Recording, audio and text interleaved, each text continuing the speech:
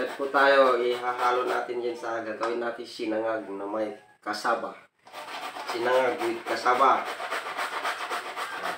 Pusin natin yan.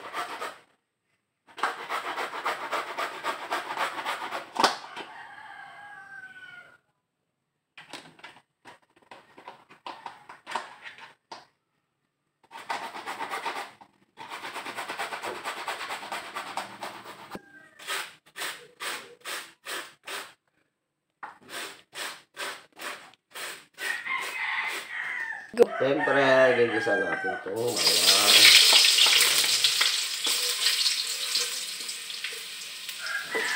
Lagay na lang natin yung karne.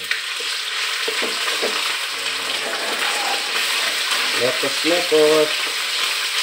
Nagsama muna yung karne.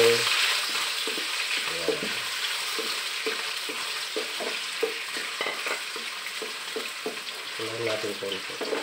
Saka na natin ito ilagay ang rice, bahaw na kanin. Ayan.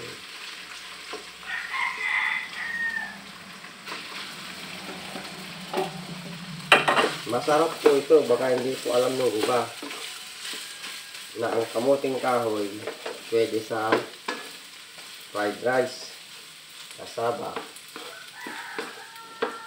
Fried rice with kasaba. Ito, lalagay na natin.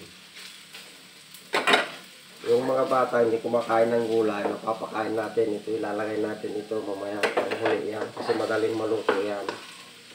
Kaya muna natin siyang mag-brown.